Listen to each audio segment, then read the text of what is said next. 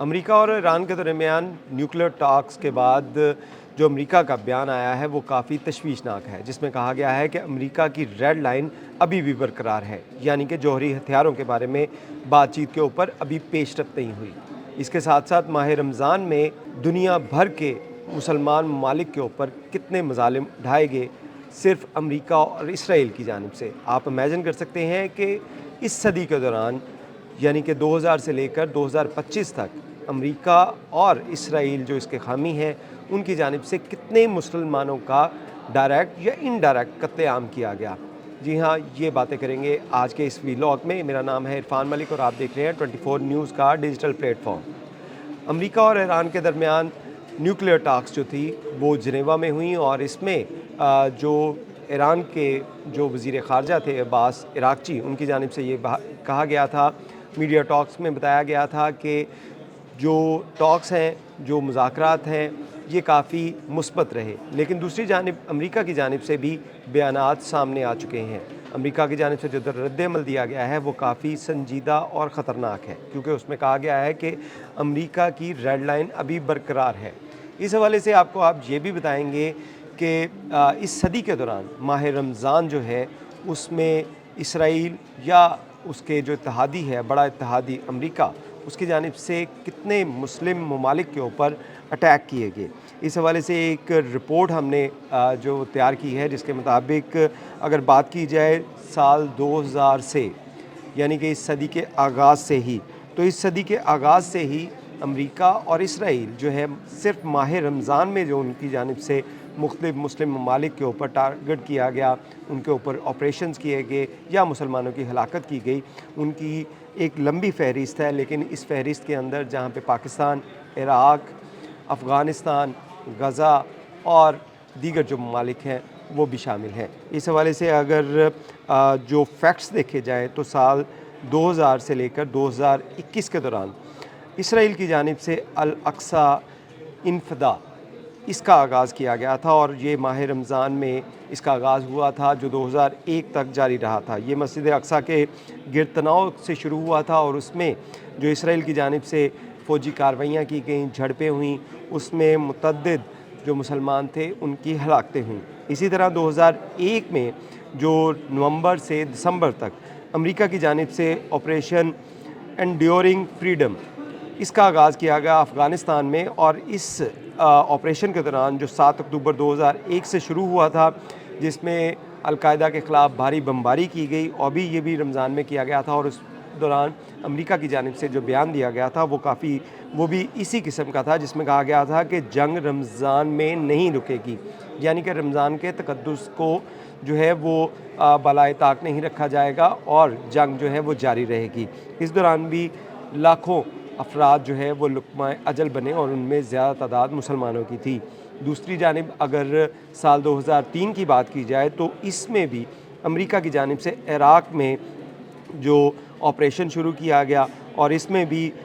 جو city trial angle اور دیگر علاقوں کے اوپر کارروائیاں کرتے ہوئے فوجیوں کی ہلاکتیں اور دیگر مسلمان جو عام شہری تھے ان کی ہلاکتیں ہوئیں۔ اسی طرح سال 2008 سے لے کر سال 2009 کی اگر بات کی جائے تو دسمبر 2008 اور جنوری 2009 کے دوران جو رمضان کا پہلا جو عشرہ تھا یا مہینہ، اس میں یہ جنگ شروع ہوئی تھی، اور اس کے اثرات 2009 تک محسوس کیے گئے تھے، جس میں حماس کے جانب سے جو راکٹ حملے کیے گئے تھے اور اسرائیل کی جانب سے فوجی کارروائیاں کی گئی تھیں۔ اسی طرح اسی عرصے کے اندر افغانستان اور عراق میں آپریشن جو تھے وہ امریکہ کی جانب سے جاری رہے۔ 2014 کی اگر بات کی جائے تو 2014 میں جولائی اور اگست کے دوران بھی اسرائیل نے آپریشن شروع کیے، اور یہ جو آپریشن تھے اس میں 50 دن تک یہ جنگ جاری رہی تھی سال 2014 میں، اور اس میں بھی عراق اور افغانستان میں امریکہ کی جانب سے جو داعش اور دیگر جو ایسی فورسز تھی ان کے خلاف کارروائیاں جاری تھی، اور معصوم بچے، بزرگوں، خواتین کا قتل عام وہاں پہ بھی کیا گیا۔ سال 2021 کی اگر بات کی جائے تو سال 2021 جو اپریل اور مئی ہے، اس میں اسرائیل پہ مسجد اقصی پہ پولیس کی جانب سے، اسرائیلی فوج کی جانب سے چھاپے مارے گئے، وہاں پہ کارروائیاں کی گئیں، اور اس دوران بھی ہزاروں جو فلسطینی تھے ان کی ہلاکت ہوئی۔ اسی طرح امریکہ کی جانب سے افغانستان سے انخلا کے دوران کوئی بڑی کارروائی جو ہے وہ نہیں کی گئی تھی 2021 میں، لیکن 2023 کی اگر بات کی جائے تو یہ بھی ماہ رمضان تھا۔ 2023 میں اسرائیل غزہ اور مغربی کنارے کے اوپر جو جھڑپیں جاری رہی، اسرائیلی جو فوج تھی ان کی جانب سے مسلمان نہتے مرد اور خواتین ان کے اوپر کارروائیاں کی گئیں۔ سال 2024 کی اگر بات کی جائے تو یہ بھی مارچ میں جو ماہ رمضان تھا سال 2024 کا، اس دوران بھی اسرائیل کی جانب سے غزہ کے اوپر جنگ جاری رہی اور جنگ کو روکا نہ گیا۔ سال 2025 کی بھی اگر بات کی جائے تو رمضان جو مارچ میں تھا، اس کا بھی مارچ میں تھا، 2025 کا بھی، اس میں بھی اسرائیل کی جانب سے غزہ کے اوپر جنگ بندی جاری رہی۔ اسی دوران ایران کے اوپر بھی، ایران کے ساتھ بھی کشیدگی رہی اور ممکنہ طور پہ وہاں پہ بھی کارروائیاں کی گئیں۔ سال 2026 یہ بھی رمضان ہے اور اس دوران بھی اسرائیل اور غزہ میں تناؤ جاری ہے، جبکہ اسی پیٹرن کو اگر دیکھا جائے تو یہ پیٹرن جو بتاتا ہے کہ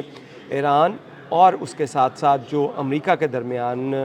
کشیدگی چل رہی ہے، اور اس کے دوران جو امریکہ اور ایران کی جانب سے جو فوجی کارروائیاں کی جا رہی ہیں، یہ بھی ایک بڑا اندیہ دے رہے ہیں کہ ماہ رمضان جو ہے اس بار بھی خونی ہونے والا ہے، کیونکہ اس جنگ کے دوران اگر یہ ماہ رمضان میں اس کو دوبارہ سے شروع کر دیا گیا، جو جنگ کے ممکنہ خطرات موجود ہیں، کیونکہ امریکہ کی جانب سے اپنے جو جنگی بردار طیارہ ہے، جو بحری بیڑا ہے، اس کو ایران کے پاس بھجوایا جا رہا ہے، اور اس کے ساتھ ساتھ جہاں پہ جو اپنی فضائی قوت ہے جس میں F-22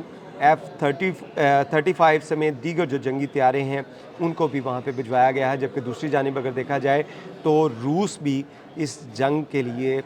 جو جنگی مشقیں ایران کے ساتھ آج سے شروع کر رہا ہے، یعنی کہ 19 فروری سے ایران اور روس کے درمیان جنگی مشقوں کا آغاز ہو رہا ہے۔ تو ایک بڑا مارکا جو ہے وہ اب بھی لگ رہا ہے کہ ان مارکوں کے دوران جو ہے جو ایران اور اسرائیل کے درمیان ہونے والے ہیں، اس کے لیے دونوں فریقین جو ہیں وہ مکمل طور پہ تیار ہیں۔ لیکن اس کے ساتھ ساتھ اگر ہم مجموعی طور پر اس صدی کے دوران جو مسلمانوں کی ہلاکتیں ہوئیں اس کے اوپر بات کریں تو آپ کو یہ جان کر انتہائی تشویش لاحق ہوگی کہ ایسے ممالک جو اپنے آپ کو امن کے جو علمبردار کہتے ہیں، جو انسانی حقوق کی بات کرتے ہیں، ان کی جانب سے سال 2000 کے دوران، سال 2000 سے لے کر سال 2025 تک